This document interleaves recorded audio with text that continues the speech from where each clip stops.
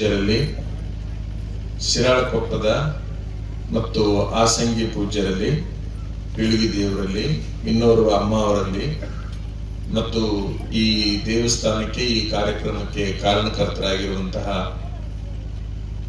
ಈ ಕ್ಷಣದಿಂದ ನಾವು ಅವರಿಗೆ ಈರಯ್ಯ ಮುತ್ಯ ಅನ್ನೋದಿಲ್ಲ. ನೀವು ಇನ್ನು ಮೇಲೆ ಅವ್ರನ್ನ ಬದಲಾವಣೆ ಮಾಡಬೇಕು. ಒಂದೊಂದು ಕಾಲದಲ್ಲಿ ಒಂದೊಂದು ಬದಲಾವಣೆ ಆಗ್ಬೇಕು. ಅವ್ರು ಮೊದಲಿಗೆ ಏನ್ ಅನ್ಬೇಕು ನೀವು ಅಂತಂದ್ರೆ ಶರಣ ಅಂತ ಅನ್ಬೇಕು. ಶರಣ ವೀರೇಶ್ವರ ಮುತ್ಯ ಅಂತ ಹೇಳಿ ಅವ್ರ ಹೆಸರನ್ನ ಪರಿಪೂರ್ಣ ನಾವು ಬದಲಾವಣೆ ಮಾಡ್ತೇವೆ. ಶರಣ ವೀರೇಶ್ವರ ಮುತ್ಯ ಅಂತೇಳಿ, ಶರಣ ಶ್ರೀ ವೀರೇಶ್ವರ ಮುತ್ಯ ಅಂತ ಹೇಳಿ ನೀವು ಕರ್ಕೊಳ್ಳಕ್ ಅಡ್ಡಿ ಇಲ್ಲ. ಅವರು ನಿಮ್ಮನ್ನೆಲ್ಲ ನಮ್ಮನ್ನೆಲ್ಲ ಕೂಡಿಸಿದ್ದಾರೆ, ಒಂದು ಕಾರ್ಯವನ್ನ ಮಾಡಿದ್ದಾರೆ. ಆ ಕಾರ್ಯಕ್ಕಾಗಿ ನಾವೆಲ್ಲ ಸೇರ್ಬೇಕಾಗಿದೆ. ಇಬ್ಬರದಾರ ನೋಡ್ರಿ, ಇಲ್ಲೊಬ್ಬರಿದ್ದಾರೆ, ಇಲ್ಲೊಬ್ಬರಿದ್ದಾರೆ. ಇವರಿಬ್ಬರ ಬಗ್ಗೆ ಒಂದೇ ಮಾತಿನಲ್ಲಿ ನಾವು ನಿಮ್ಗೆ ಹೇಳೋದಾದ್ರ, ಈಗ ಸಭಾ ನಿರೂಪಣೆ ಮಾಡುವಂತ ದೇವರು ಏನ್ ಹೇಳಿದ್ರೆ ನಿಮಗ, ನಾನು ಊರಾಗ ಹುಗ್ಗಿ ಉಣ್ಕೊಂತ ಅಡ್ಡಾಡ್ತಿದ್ದೆ, ನನ್ನನ್ನ ವೈದ್ಯ ಶಿವಯೋಗ ಮಂದಿರಕ್ಕೆ ಬಿಟ್ಟು ಇವತ್ತು ನಿಮ್ಮ ಎದುರಿಗೆ ಮಾತಾಡುವಂಗ ಮಾಡ್ಯಾರ ಅಂತ ಹೇಳಿ ಇವ್ರ ಬಗ್ಗೆ ಹೇಳಿದ್ರು. ಅವ್ರ ಬಗ್ಗೆ ಏನು ಹೇಳಿದ್ರು ಅಂದ್ರೆ ದೇವಸ್ಥಾನದ ನಿರ್ಮಾಣದ ಬಗ್ಗೆ ಅವ್ರ ಬಗ್ಗೆ ಹೇಳಿದ್ರು. ಇದನ್ನೆಲ್ಲ ಗಮನಿಸಲಾಗಿ ನಮ್ಮ ತಲೆ ಒಳಗೆ ಬಂದ ವಿಚಾರ ಏನು ಅಂತಂದ್ರ,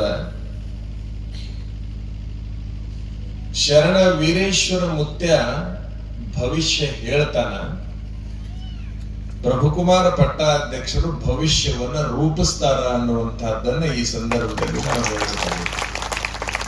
ಒಬ್ಬರು ಭವಿಷ್ಯ ಹೇಳೋರು, ಒಬ್ಬರು ಭವಿಷ್ಯ ರೂಪಿಸೋರು. ಇಬ್ಬರು ಕೂಡಿದ ಮೇಲೆ ಇನ್ನೇನ್ ಬೇಕು ಜೀವನಕ್ಕೆ? ಇನ್ನು ಯಾರ ಅವಶ್ಯಕತೆ ಇಲ್ಲ.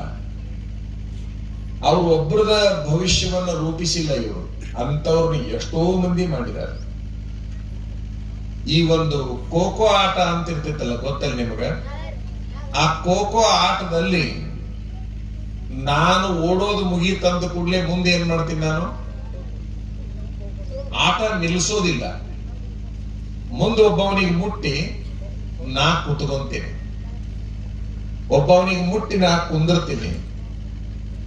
ಈಗ ಇವರು ಒಂದು 30 ವರ್ಷ 35 ವರ್ಷ ಓಡಿದ್ರು, ಒಬ್ಬೊಬ್ಬರನ್ನ ಮುಟ್ಟಾಕತ್ಯಾರ. ಈಗ ಅವ್ರು ಓಡಾಕತ್ಯಾರ ನೋಡ್ರಿ. ಬಹಳ ವಿಶೇಷ ಅಂತಂದ್ರೆ, ಈಗ ಅವರು ಶಿಕಾರಿಪುರ ತಾಲೂಕು ಶಿರಾಳಕೊಪ್ಪ ಬಹಳ ದೊಡ್ಡ ಮಠ, ಅದು ಶ್ರೀಮಂತ ಮಠ. ಅಡಿಕೆ ತೋಟ, ಬಾಳಿ ತೋಟ, ತೆಂಗಿನ ತೋಟ, ದೊಡ್ಡ ದೊಡ್ಡ ಕಾಂಪ್ಲೆಕ್ಸ್ಗಳು, ಅಂತಹದ್ದೊಂದು ದೊಡ್ಡ ಮಠಕ್ಕೆ ಅವರಾಗ ಸ್ವಾಮಿಗಳಾದವರು.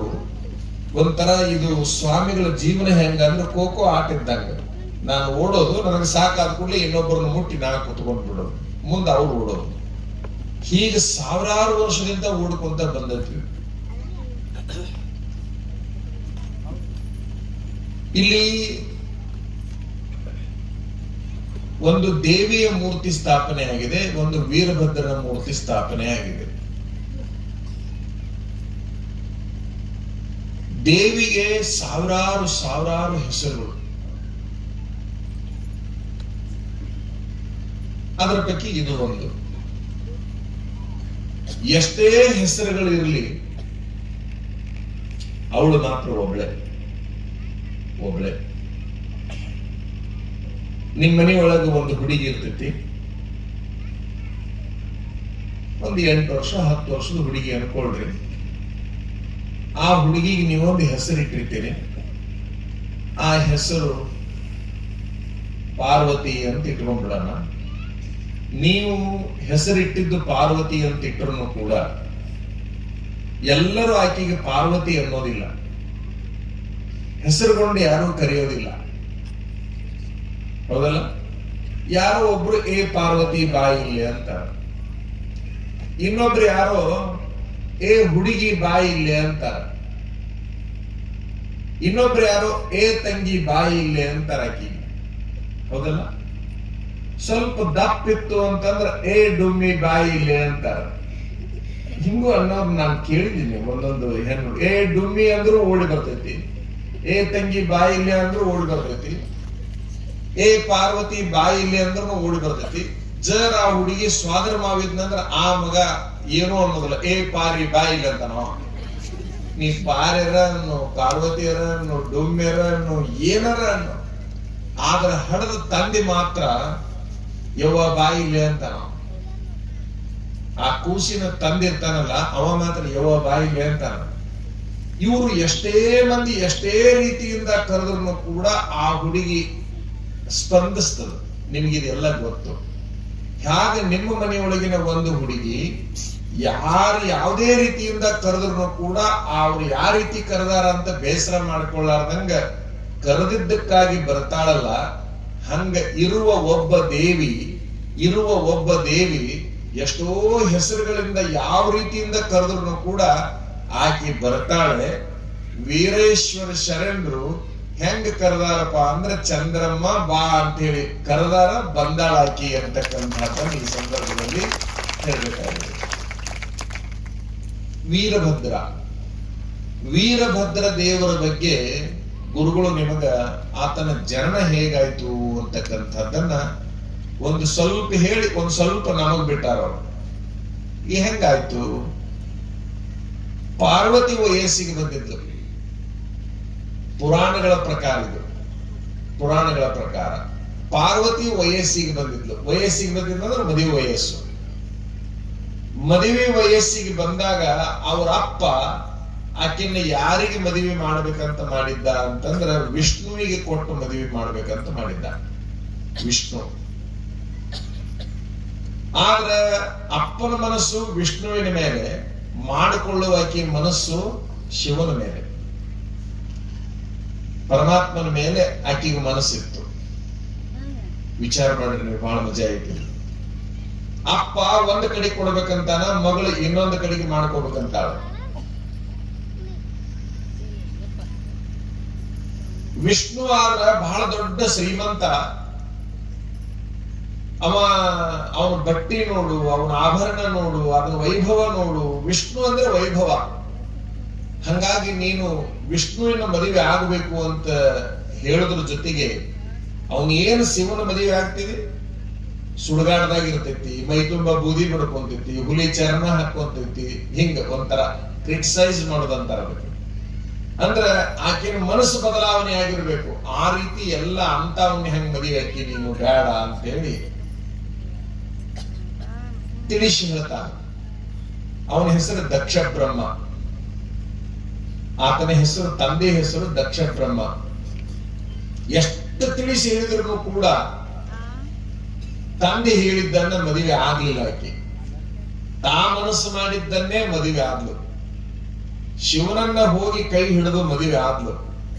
ಒಂದ್ ರೀತಿಯಿಂದ ನಿಮಗ್ ತಿಳಿಯುವಂಗ ಈ ಕಾಲದಾಗ ಹೇಳ್ಬೇಕಂದ್ರ ಅವ್ರದ್ದು ಲವ್ ಮ್ಯಾರೇಜ್. ಯಾರ್ದು? ಶಿವ ಪಾರ್ವತಿ ಅನ್ನೋದು ಲವ್ ಮ್ಯಾರೇಜ್ ಅಂತ ಅನ್ನಕಡ್ಡಿಲ್ಲ. ಯಾಕಂತಂದ್ರ ಬ್ಯಾಡ ಅಂದ್ರೂ ಅಲ್ಲೇ ನಾ ಮದುವೆ ಹಾಕಿನ ಅಂತೇಳಿ ಎಲ್ಲಾ ತಂದೆ ಬಿಟ್ಟು, ತಾಯಿ ಬಿಟ್ಟು, ಬಂಧು ಬಳಗ ಬಿಟ್ಟು ಎಲ್ಲರನ್ನು ಬಿಟ್ಟು ಅವನು ಮದುವೆ ಆಗಿದ್ದಂದ್ರ ಲವ್ ಮ್ಯಾರೇಜ್ ಅಲ್ಲಿಂದನ ಚೆಲುವಾಗಿರ್ಬೇಕಲ್ಲ. ಈಗೂ ಆಗ್ತಾವ, ನಿಮಗ್ ಗೊತ್ತೈತಿ. ಆದ್ರೆ ಆಶ್ಚರ್ಯ ಅಂತಂದ್ರೆ ಈಗಿನ ಲವ್ ಮ್ಯಾರೇಜ್ಗಳು ಎಲ್ಲಿ ಹೋಗಿ ನಿಲ್ತಾವ್ ಗೊತ್ತಿಲ್ಲ, ಎಲ್ಲಿ ಹೋಗಿ ದುಃಖ ಅನುಭವಿಸ್ತಾವ್ ಗೊತ್ತಿಲ್ಲ.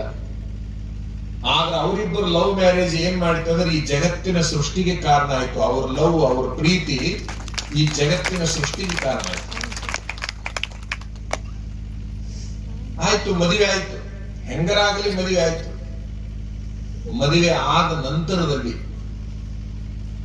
ಅವ ಒಂದು ದೊಡ್ಡ ಕಾರ್ಯಕ್ರಮ ಇಟ್ಟ. ಬಹುದೊಡ್ಡ ಯಾಗ, ಅದು ದಕ್ಷಿಣ ಯಾಗ ಅಂತ ಹೇಳಿ. ಆ ಯಾಗದ ಬಗ್ಗೆ ಬಹಳ ದೊಡ್ಡ ವರ್ಣನೆ ಬರ್ತಿತ್ತು. ಬಹಳ ದೊಡ್ಡದೊಂದು ದಕ್ಷ ಬ್ರಹ್ಮ ಯಾಗವನ್ನು ಇಟ್ನಲ್ಲ, ಎಲ್ಲರನ್ನೂ ಕರೆದ. 33 ಕೋಟಿ ಅಂತ ಏನಂತೀವಲ್ಲ, ಎಲ್ಲಾರನ್ನೂ ಕರೆದಿದ್ದ. ಆದ್ರೆ ಇಬ್ಬರನ್ನ ಕರೆದಿದ್ದಿಲ್ಲ ಅವ. ನಿಮಗ್ ಗೊತ್ತು ಯಾರನ್ನ ಅಂತ ಹೇಳಿ, ಹೌದಲ್ಲ? ಯಾಕಂದ್ರೆ ವಿರುದ್ಧ ಮದುವೆ ಆಗ್ಯಾಳ ಅಂತಂದ್ರೆ ಆಕಿನೂ ಬೇಡ, ಅವನು ಬೇಡ. ಪರಮೇಶ್ವರನ್ನೂ ಕರೆದಿಲ್ಲ, ಪಾರ್ವತಿಯನ್ನೂ ಕರೆದಿಲ್ಲ. ಬಹಳ ದೊಡ್ಡ ಕಾರ್ಯಕ್ರಮ ಇಟ್ಟಾಗ ಈ ಹೆಣ್ಣು ಹುಡುಗರು ಲವ್ ಮ್ಯಾರೇಜ್ ಮಾಡ್ಕೊಂಡು ಹೋಗಿ ಮದುವೆ ಆಗಿರ್ತಾವಲ್ಲ ತಂದೆ ತಾಯಿ ವಿರುದ್ಧ, ಮದುವೆ ಆದ ಮರುದಿವಸ ಬುದ್ಧಿ ಬಂದಿರ್ತೈತಿ. ಅವಕ್ಕೆ ಆದ ಮದುವೆ ಆಗಿಬಿಟ್ಟಿರ್ತೈತಿ, ಮದುವೆ ಆದ ಮರುದಿವಸ ಬುದ್ಧಿ ಬಂದಿರ್ತೈತಿ. ಆದ್ರ ಆಗಿ ಹೋಗಿರ್ತೈತಿ. ಮದುವೆ ಆದ ಮರುದಿವಸನ ತಂದೆ ತಾಯಿ ಜೀವನ ನೆನಸಾಕ್ ಚಲೋ ಮಾಡ್ತೈತಿ. ಮದುವೆ ಆಗೋ ತನಕ ಇವನ್ ಜೀವನ ನೆನಸುತ್ತೆ. ಆಗ ಒಂದು ಮದುವೆ ಆದ ಮರುದಿವಸನ ಯಾರ ಜೀವನ ನೆನಸುತ್ತೆ? ಹಡದವ್ರ ಜೀವನ ನೆನಸುತ್ತೆ. ವಿಚಿತ್ರ ಸತ್ಯ ನಿಮಗೆ ಹೇಳೋದಂತಂದ್ರ, ಅಪ್ಪ ಬಹಳ ದೊಡ್ಡ ಕಾರ್ಯಕ್ರಮ ಇಟ್ಟಾನ, ನಾನು ಅದನ್ನ ನೋಡಕ್ ಹೋಗ್ಬೇಕಂತ ಈಗಿಂದ ಆಸೆ ಐತಿ. ಬಟ್ ಅವ ನಾ ಕರೆಯೋದಲ್ಲ. ಈ ಭೂಮಿ ಮೇಲೆ ಎಲ್ಲರೂ ಬರ್ರಿ, ಅವ್ರಿಬ್ಬರು ಬೇಡ. ಈಗೂ ಇರ್ತಾವ ಇಂಥವ್ ಗಿರಾಕಿಗಳು, ನೀವು ನೋಡ್ರಿ. ಬೆಕ್ಕದ್ದಾಗ್ಲಿ ಆಕೆ ಹೋಗ್ಯಾಳ ಅಂದ್ರೆ ಆಕೆ ಕರೆಯಂಗಿಲ್ಲ ಅನ್ನೋರು ನಾವು ನೋಡಿದ್ವಿ. ನಾವೇ ಎಷ್ಟೋ ಸರಿ ನ್ಯಾಯ ಬಗೆಹರಿಸಕ್ ಹೋಗಿದ್ವಿ. ಆದ್ರೆ ತಂದೆ ತಿರಸ್ಕಾರ ಮಾಡಿದ, ಮಗಳು ಮಾತ್ರ ಕಾರ್ಯಕ್ರಮಕ್ಕೆ ಹೋಗ್ಲೇಬೇಕು, ನಾನು ನೋಡ್ಲೇಬೇಕು ಅಂತ ಬಹಳ ಬಯಸಿದ್ಲು. ಯಾರು? ಪಾರ್ವತಿ. ಎಷ್ಟು ಬಯಸಿದ್ರು ಕೂಡ ಇವ ಮಾತ್ರ ಗಂಡ ಅನ್ನೋ ಏನದಲ್ಲ. ಇವ ಹೇಳ್ದ, ಕರಿಲಾರದ ಜಗಕ್ಕೆ ಹೋಗುದ, ಮರ್ಯಾದೆ ಕಳ್ಕೊಂಡು ಬರಬಾರದು. ನಮಗೆಲ್ಲಿ ಗೌರವ ಸಿಗತೈತೆ ಅಲ್ಲಿ ಹೋಗ್ಬೇಕು, ನಮಗೆಲ್ಲಿ ಪ್ರೀತಿ ಸಿಗ್ತದ ಅಲ್ಲಿ ಹೋಗ್ಬೇಕು. ಆದ್ರೆ ನಿನಗಲ್ಲಿ ಮರ್ಯಾದೆ ಸಿಗುವುದಿಲ್ಲ, ನಿನಗಲ್ಲಿ ಪ್ರೀತಿ ಸಿಗುವುದಿಲ್ಲ. ನಿನಗೆ ಮಾಡಬಾರದು ಅವಮಾನ ಮಾಡಿ ತಿರಸ್ಕಾರ ಮಾಡಿ ಕಳಿಸ್ತಾರ, ನೀ ಅಲ್ಲಿ ಹೋಗ್ಬೇಡ ಅಂತ ಹೆಂಡತಿ ಹೇಳ್ದ. ಕೇಳ್ಬೇಕಲ್ಲ ಮನಸ್ಸು. ತವ್ರ ಮನಿ ನಿಮ್ಗೆಲ್ಲ ಗೊತ್ತು. ಬಿಜಾಪುರ ಜಿಲ್ಲಾ ಜನರಿಗೆ ಯಾವುದು ತವ್ರ ಮನಿ ಹುಚ್ಚು ಹೆಣ್ಮಕ್ಳಿಗೆ ಎಷ್ಟು ಇರ್ತೈತಂದ್ರೆ, ತುರ್ಬಾ ಹಿಡಿದ ತುಪ್ಪ ಕುಡಿಸಿದ್ರು ಗಂಡನ ಮನೆಯವರು ತುರ್ಬಾ ಹಿಡಿದು ತುಪ್ಪ ಕುಡಿಸಿದ್ರು ತವ್ರ ಮನೆ ನೆನೆಸ್ತಿರ್ತಕ್ಕಂಥ. ತವ್ರ ಮನೆ ಒಳಗೆ ರೊಟ್ಟಿ ಚಟ್ನಿ ಇರೋದಕ್ಕೆ ನಮ್ಮ ಮನೆಯಾಗಿನ ಚಟ್ನಿ ರೊಟ್ಟಿ ಅಂತದ್ದು ಯಾವುದೂ ಇಲ್ಲ. ಅಂದ್ರೆ ಹುಚ್ಚು ಪ್ರೇಮ ಅಂತೇನಲ್ಲ, ಅದು ಹಡದ ಕಳ್ಳು. ನಾ ಹೋಗ್ಬೇಕು, ಹೋಗಬೇಡ ಅಂತೀವ, ಹೋಗ್ಲೇಬೇಕಂತ ಆಯ್ತು. ನೀವ್ ಹೋಗೋದಾದ್ರೂ ಹೋಗು, ನಾನ್ ಬರಂಗಿಲ್ಲ ಅಂದ. ನೀ ಬರ್ಲಿಲ್ಲ ಅಂದ್ರೂ ಪರವಾಗಿಲ್ಲ, ನಾ ಒಬ್ಬಳ ಹೋಗ್ತೀನಿ ಅಂತ ಹೇಳಿ ಹೋಗ್ಬಿಟ್ಲು. ವಿಚಿತ್ರ ಅಂದ್ರೆ ಯಾರು ಮಾತಾಡಿಸ್ತಾ ಇಲ್ಲ. ಅವ್ರ ಅಪ್ಪನ್ ಬಿಟ್ಟು ಉಳಿದವ್ರನ್ನ ಮಾತಾಡಿಸ್ಬೇಕಲ್ಲ. ಅವ್ವ ಅಪ್ಪ ಯಾರು ಈ ಕಡೆ ಹೊರಳಿ ನೋಡ್ಲಿಲ್ಲ. ಬಹಳ ದೊಡ್ಡ ಅವಮಾನ ಆಯ್ತು. ಯಾರಾದ್ರೂ ಮಾತಾಡಿಸ್ತಾರ ಅಂತ ಹೇಳಿ ಎದುರಿಗೆ ಹೋಗಿ ನಿಂದಿರ್ತಾಳ, ಅವ್ರು ಹೊಳ್ಕೊಂಡಿಲ್ಲ. ಅವ್ರು ಎಷ್ಟು ಮಂದಿ ಕೊಡಿಗೆ ಹೋಗಿ ನಿಂತರು ಕೂಡ ಎಲ್ಲರೂ ಹೊಳ್ಕೊಂಡಿಲ್ಲ ಅವ್ರು. ಯಾಕಂದ್ರೆ ಲವ್ ಮ್ಯಾರೇಜ್ ರಿಜೆಕ್ಟ್ ಆಗೈತಿ ಜನರದೊಳಗೆ. ವಿಶೇಷ ಅಂತಂದ್ರ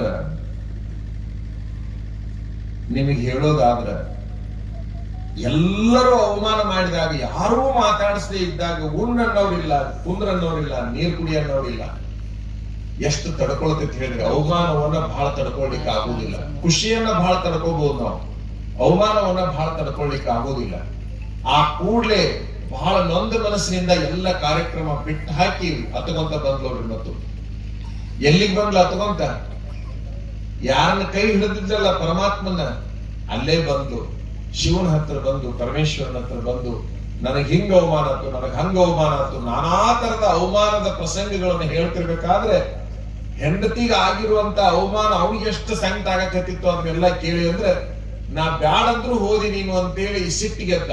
ಅವನ ಕೇಳಿ ಸಿಟ್ಟಿಗೆದ್ದ. ಎಲ್ಲಾ ತರದ ಸಿಟ್ಟು ಒಂದೇ ಕಡೆಗೆ ಆಗಿ ಆ ಸಿಟ್ಟು ಮಿತಿಮೀರಿ ಹೋದಾಗ ತಲೆ ಒಳಗಿನ ಕೂದಲ ತೆಗೆದು ಹರದು ಹಿಂಗ್ ತಳಗೋಗ್ದ.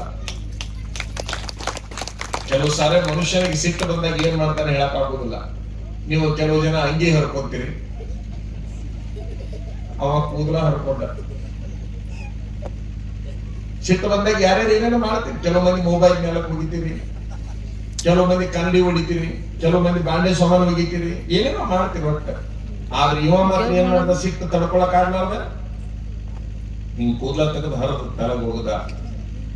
ಆ ಕೂದಲ ಹಿಂಗ ನೆಲಕ್ಕೆ ಬಿದ್ದು ಕೂಡ್ಲೆ ಕೂದಲಾಗಿ ಉಳಿಲಿಲ್ಲ, ವೀರಭದ್ರಾಗಿ ಎದ್ದು ನಿಂತು ಬಿಟ್ಟ. ಆ ಕೂದಲದಾಗ ಹುಟ್ಟಿದವನೇ ವೀರಭದ್ರ, ಸಿಟ್ಟಿನೊಳಗೆ ಹುಟ್ಟಿದವ ವೀರಭದ್ರ. ಇನ್ನೊಂದು ನಿಮ್ ತಲೆಯಾಗಿರ್ಲಿ, ಪರಮೇಶ್ವರನಿಗೆ 3 ಮಕ್ಕಳು ಅಂತ ಅಜ್ಜವ್ರು ಹೇಳಿದ್ರು. ಕೇವಲ ಅವನ ಮಗ ಯಾರು? ಗಣಪತಿ, ಷಣ್ಮುಖ, ವೀರಭದ್ರ. ಈ 3 ಮಂದಿ ಒಳಗೆ ಕೇವಲ ಅವನ ಮಗ ಯಾರು? ಅಷ್ಟ್ರಿಗೆ ಗೊತ್ತೈತಿಲ್ಲ, ಇದನ್ನೇನ್ ನಾವ್ ಹೇಳಾಕತ್ತಿಲ್ಲ. ಅವ ಯಾರ ಮಗ? ಅವ ಕೇವಲ ಅವ್ವನ ಮಗ. ಅವ ಅಪ್ಪ ಸಂಬಂಧ ಇಲ್ಲ ಅಲ್ಲಿ. ವಿಚಿತ್ರ ನೋಡ್ರಿ, ಅಪ್ಪ ಸಂಬಂಧ ಇರ್ಲಾರ್ದಂಗ ಹುಟ್ಟಿದ ಅವ. ಇವ ಯಾರ ಮಗ? ವೀರಭದ್ರ ಕೇವಲ ಅಪ್ಪನ ಮಗ. ಇವಂಗ ಅವು ಸಂಬಂಧ ಇಲ್ಲ, ಅವಂಗ ಅಪ್ಪ ಸಂಬಂಧ ಇಲ್ಲ. ಇದು ಪುರಾಣಗಳು, ಇವೆಲ್ಲ ಕಥೆಗಳು. ಒಬ್ಬ ಅವಂಗ ಅವು ಸಂಬಂಧ ಇಲ್ಲ, ಒಬ್ಬ ಅವಂಗ ಅಪ್ಪ ಸಂಬಂಧ ಇಲ್ಲ. ಅಪ್ಪನ ವಿರುದ್ಧ ಹುಟ್ಟಿದವ ಗಣಪತಿ, ಹೌದಲ್ಲ? ಅದೆಲ್ಲ ಗೊತ್ತೈತಿ ನಿಮಗ. ಆಕೆ ಸ್ನಾನ ಮಾಡಕತ್ತಿದ್ಲು, ಕದ ಹಾಕಿ ಕದಕ್ ಸ್ವಲ್ಪ ಅನುಕೂಲ ಚಿಲಕಿದ್ದಿಲ್ಲ, ಯಾರನ್ನು ಬಿಡಬಾಳಂತೂ ಹೊರಗೆ ಕುಂದ್ರಿಸಿದ್ಲು, ಯಾವಾಗ ಇವ ಬಂದಿದ್ದ, ಇವೆಲ್ಲ ಕತಿ ಗೊತ್ತಲ್ಲ ನಿಮ್ಗೆ, ಗೊತ್ತಲ್ಲ. ಅದ್ರ ಬಗ್ಗೆ ಬಾಳ ಹೋಗುದು ಬೇಡ. ಒಬ್ಬವ ಅವ್ವನ ಮಗ, ಇನ್ನೊಬ್ಬವ ಅಪ್ಪನ ಮಗ. ಷಣ್ಮುಖ ಇಬ್ಬರು ಮಗ. ಅವ ಷಣ್ಮುಖ ಇಬ್ಬರು ಮಗ. ವಿಚಿತ್ರ ಹೇಳ್ಬೇಕಂದ್ರೆ ನಿಮಗ, 3 ಮಕ್ಕಳು 3 ಚಂದ ಇಲ್ಲ. ಅವನ ಹಣೆ ಬರ. ಗಣಪತಿ ಚಂದ ಅಂದ್ರೆ ಅವನು ಸೊಂಡಿ ನೋಡ್ರಿ, ಅವನ ಹೊಟ್ಟಿ ನೋಡ್ರಿ, ಕೈ ಕಾಲು ನೋಡ್ರಿ, ಹೌದಲ್ಲ? ಇದ್ರದು ನೋಡಕ್ ಇದು ಚಂದ ಇಲ್ಲ. ಅವ ಷಣ್ಮುಖದಲ್ಲ, ಅದ್ರದ್ದು 6 ಮುಖ ಎತ್ತರು, ಅದು ಚಂದ ಇಲ್ಲ. ಇವ ವೀರಭದ್ರ, ಇವನು ಹಂಗ ನೋಡ್ರಿ, ಅಂಕ ಡೊಂಕ್ ಹೆಂಗ್ ನಿಂತಿರ್ತಾನೆ. ಮೂರ್ತಿ ನೋಡ್ರಿ ನೀವು ಸರಿಯಾಗಿ. 3 ಚಂದನ್ನು ಹುಟ್ಟಲಿಲ್ಲ. 3 ಹುಟ್ಟಿದ್ರು 3 ಚಂದನ್ನು ಹುಟ್ಟಲಿಲ್ಲ. ಆದ್ರೆ 3 ಸ್ಪೆಷಲ್ ಹುಟ್ಟಿದ್ರು. ಚಂದ ಹುಟ್ಟುದು ಬೇರೆ, ಸ್ಪೆಷಲ್ ಹುಟ್ಟುದು ಬೇರೆ. 3 ಸ್ಪೆಷಲ್ ಅದಾವ. 3 ಮಕ್ಕಳಿದ್ರು 3 ಸ್ಪೆಷಲ್ ಅದಾವ. ಈಗ ಅವು 2ರ ಬಗ್ಗೆ ಬಿಟ್ಬಿಡು, ನಾವು ಅದ್ರ ಬಗ್ಗೆ ಬಹಳ ವಿಚಾರ ಮಾಡೋದು ಬೇಡ. 2ರ ಬಗ್ಗೆ, ಅವ್ವನ ಮಗನ ಬಗ್ಗೆ, ಅವ್ವ ಅಪ್ಪನ ಮಗನ ಬಗ್ಗೆ ಬಿಟ್ಬಿಡೋನು. ಕೇವಲ ಅಪ್ಪನ ಮಗನ ಬಗ್ಗೆ ಮಾತಾಡೋದಿಲ್ಲ, ಯಾಕಂದ್ರೆ ಅದ ನಡೆದ ಕಾರ್ಯಕ್ರಮ. ಯಾವಾಗ ಕೂದಲದಲ್ಲಿ ಹಿಂಗ ಉದ್ಭವ ಆಯ್ತೋ, ಹುಟ್ಟಿದ್ನೋ, ತಿರುಪತಿ ತಿಮ್ಮಪ್ಪನಿಗೆ ಮತ್ತೊಂದು ಹೆಸರೇನು? ಬಾಲಾಜಿ ಅಲ್ಲ. ತಿರುಪತಿ ತಿಮ್ಮಪ್ಪನ ಮತ್ತೊಂದು ಹೆಸರು ಬಾಲಾಜಿ. ಬಾಲ ಅಂದ್ರೆ ಕೂದಲ, ಜಿ ಅಂದ್ರೆ ಹುಟ್ಟಿದವ. ಅವನು ಕೂದಲದಲ್ಲಿ ಹುಟ್ಟಿದವನೇ. ಎಷ್ಟೋ ಜನ ಆತನೇ ವೀರಭದ್ರ ಅಂತಾರ, ಅದು ಗೊತ್ತಿರಲಿ ನಿಮಗೆ. ಈ ಕೂದಲದಲ್ಲಿ ಹುಟ್ಟಿರ್ತಕ್ಕಂಥ ವೀರಭದ್ರ ಏನಪ್ಪನೇ ಅಂದವ. ಯಾಕಂದ್ರೆ ಸಿಟ್ಟಿನಾಗ ಹುಟ್ಟಿ ಬಿಟ್ಟಿದ್ದ. ಏನಾಗೈತಿ ಅಂತ ಕೇಳಿದ. ಹುಟ್ಟಿದ ಕೂಡಲೇ ನಿಮ್ಮ ಮಗುಗೆ ಅವಮಾನ ಆಗೈತಿ. ಇದನ್ನು ಸ್ವಲ್ಪ ಗಮನದಾಗ ಇಟ್ಕೊಳ್ರಿ ಎಲ್ಲರೂ. ನಿನ್ನ ತಾಯಿಗೆ ಅವಮಾನ ಆಗ್ಯದ, ಪಾರ್ವತಿಗೆ ಅವಮಾನ ಆಗೈತಿ. ಯಾರು ಅವಮಾನ ಮಾಡ್ಯಾರ ಅವ್ರ ತಲೆ ತಕೊಂಡು ಬರ್ಬೇಕು ಅಂತ ಹೇಳ್ದ. ಇವರು ಒಂದ್ ರೀತಿಯಿಂದ ಗುಂಡಾಗಿರಿ ಮಂದಿನಲ್ಲಿ ಸುಮ್ಮನೆ ಹಂಗ ಜೋಕಿಗೆ ಕೇಳ್ತೀವಿ. ಅವನ್ ತಲೆ ತಕೊಂಡು ಬಾ ಅಂದ್ರೆ ಹಗರು ಗುಂಡಾಗಿರಿ. ಇವೊಬ್ಬ ಭಾರಿ ಹುಂಬ, ತಲೆ ತಕೊಂಡು ಬಾ. ಇವ್ರ ಅಪ್ಪಂದು, ಯಾರ ಅಪ್ಪಂದು? ಪಾರ್ವತಿ ಅಪ್ಪನ ತಲೆ ತಕೊಂಡು ಬಾ ಅಂತೇಳಿ ಹೇಳಿದ ಕೂಡ ಹೋದವನ ತಕೊಂಡು ಬಂದಬಿಟ್ಟು ನೋಡ್ರಿ. ಹೋದವನ ತಕೊಂಡು ಬಂದಬಿಟ್ಟ. ಇದ್ರ ಮುಂದುವರೆದ ಭಾಗ ಬೇಡ. ಇದು ವೀರಭದ್ರೇಶ್ವರ ಪುರಾಣ ಕಥೆ, ಇಷ್ಟಕ್ಕೆ ನಿಲ್ಲಿಸೋನಿಲ್ಲ. ಆದ್ರೆ ತಲೆ ಒಳಗಿರ್ಲಿ ನಿಮಗೆಲ್ಲರಿಗೂ. ಯಾವ ದೇವರ ಸ್ಥಾಪನೆಯನ್ನ ವೀರೇಶ್ವರ ಶರಣರು ಮಾಡ್ಯಾರ ಇಲ್ಲಿ ಅಂತಂದ್ರ, ನಿಜವಾದ ತಂದೆಯ ಮಗನನ್ನ, ತಾಯಿಯ ಅವಮಾನವನ್ನ ಸಹಿಸಲಾರದಂಗೆ ಇಬ್ಬರಿಗೆ ಕಿಮ್ಮತ್ತು ಕೊಡುವಂತ ಮಗನ ಸ್ಥಾಪನೆಯನ್ನ ಇಲ್ಲಿ ಮಾಡಿದ್ದಾರೆ.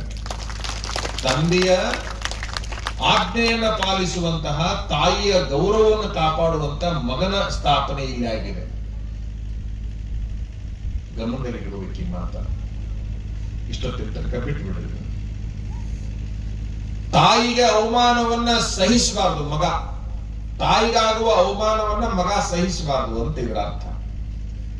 ತಂದೆಯ ಮಾತನ್ನ ಮೀರಬಾರದು ಅನ್ನುವಂಥದ್ದು ಇದರ ಅರ್ಥ. ನೀವೆಲ್ಲ ಗಂಡು ಹುಡುಗರಿಗೆ ಹೇಳ್ತಿರ್ತೀರಿ ನೋಡ್ರಿ, ಒಂದು ಮಾತು ಹೇಳ್ತಿರ್ತೀರಿ, ನೀ ನಿಮ್ಮ ಅಪ್ಪನ ಮಗ ಆಗಿದ್ರ. ಮುಂದೆ ಬೇರೆ ಬೇರೆ ಬೇರೆ ಬೇರೆ ಬೇರೆ ಬೇರೆ ಕೂಡಿಸ್ಬಿಟ್ರೆ ಅವನ್ನೆಲ್ಲ ಎಲ್ಲಿ ಹೇಳುದು. ಈ ಮಾತು ಹೇಳ್ತಿರ್ತೀರಿ ನೀವು. ಅದರಾಗ ಸ್ಪೆಷಲ್ ಉತ್ತರ ಕರ್ನಾಟಕದವರು ಒಬ್ಬ ಹುಡುಗನ ಜಿದ್ದಿಗೆ ನಿಲ್ಲಿಸಬೇಕಾಗಿತ್ತಪ್ಪ ಅಂತಂದ್ರೆ, ನೀ ನಿಮ್ಮ ಅಪ್ಪನ ಮಗ ಆಗಿದ್ರ. ಎಲ್ಲರೂ ಒಬ್ಬರು ಕೇಳಿದ್ರಿ ನೀ ನಿಮ್ಮ ಅಪ್ಪ ನಿಮ್ಮ ಅವ್ರ ಮಗ ಆಗಿದ್ರ ಅಂತ ಎಲ್ಲರೂ ಎರಡು ಸೇರಿಸ್ಕೊಂತಾರ? ಇಲ್ಲ. ಜಿದ್ದಿನ ಕೆಲಸ ಬಂತು, ಸವಾಲಿನ ಕೆಲಸ ಬಂತು ಅಂತಂದ್ರೆ ಅವನು ಸೈಡ್ ಇಟ್ಟು ತಗೊಂಡ ಬಿಡು ಶಬ್ದ ಯಾವ್ದಲ್ಲಿ, ನೀ ನಿಮ್ಮ ಅಪ್ಪನ ಮಗ ಆಗಿದ್ರ ಅಂತ ಏನು ಬರ್ತೈತಲ್ಲ, ಏನ್ ಮಾಡಿದ್ರು ಶರಣ ವೀರೇಶ್ವರರು ಅಂತಂದ್ರ ಯಾರು ನಿಜವಾದ ತಂದೆ ಮಗ ಅದಲ್ಲ ಅವನ್ನೇ ಇಲ್ಲಿ ಸ್ಥಾಪನೆ ಮಾಡಿಕೊಂಡು ಬಿಟ್ಟಿದ್ದಾರೆ. ಇಲ್ಲಿ ಬರೋರೆಲ್ಲ ನಿಜವಾದ ತಂದೆ ಮಗ ಆಗಿರಬೇಕು. ಅಂದ್ರೆ ಏನು ಬೇಕಾಗಿದೆ ಮನಿತನಕ್ಕ, ಏನು ಬೇಕಾಗಿದೆ ತಂದೆ ತಾಯಿಗಳಿಗೆ, ಏನು ಬೇಕಾಗಿದೆ ಅಕ್ಕ ತಂಗಿಯರಿಗೆ, ಏನು ಬೇಕಾಗಿದೆ ಅಣ್ಣ ತಮ್ಮಂದಿರಿಗೆ, ಏನು ಬೇಕಾಗಿದೆ ಊರಿಗೆ, ಅದನ್ನೆಲ್ಲ ಮಾಡೋರ ಜಗ ಇದು. ಅದನ್ನೆಲ್ಲ ಮಾಡೋರ ಜಗ ಇದು. ನಿಮ್ ಗಮನದಾಗಿರ್ಲಿ, ಅದನ್ನೆಲ್ಲ ಮಾಡೋರ ಜಗ. ವೀರಭದ್ರ ತಂದೆಯ ಮಗ, ಯಾವಾಗಲೂ ಪುರುಷನಾಗಿರ್ತಕ್ಕಂಥ ಇದನ್ನ ಮಾಡೇ ತೀರ್ತೀನಿ ಅನ್ನುವಂತ ಸವಾಲ್ ಇರ್ಬೇಕು. ಹಂಗಾಗ್ಬೇಕು. ನಾನ್ ಮಾತ್ರ ನನ್ನ ಜೀವನದಲ್ಲಿ ಹಂಗ ನಡ್ಕೊಂಡಿದ್ದೀನಿ. ನನ್ನ ವಿದ್ಯಾರ್ಥಿ ಜೀವನವನ್ನ ನಿಮ್ ಗುರುಗಳು ನೋಡ್ಯಾರ. ಮಸೂತಿ ಅಜ್ಜವ್ರು ನೋಡ್ಯಾರ. ಬಹಳ ಕಷ್ಟದ ಜೀವನ ಅದು ವಿದ್ಯಾರ್ಥಿ ಜೀವನ. ಇವರು ನನಗೆ ಬಹಳ ಹಿರಿಯರು, ಇವರು ಸೀನಿಯರ್, ನಾವು ಜೂನಿಯರ್. ಅವಾಗ ಗುರುಕುಲದಲ್ಲಿ ಎಷ್ಟು ಕಷ್ಟದಲ್ಲಿ ಬಂದವರು ನಾವೆಲ್ಲ ಅಂತಂದ್ರೆ ಅದು ಒಂದು ದೊಡ್ಡ ಇತಿಹಾಸ. ಅದನ್ನು ಯಾರು ಕೂಡ ಸಹಿಸಿಕೊಳ್ಳಲಿಕ್ಕೆ ಸಾಧ್ಯನೇ ಇಲ್ಲ ಇವತ್ತಿನ ಕಾಲದ ಹುಡುಗರು.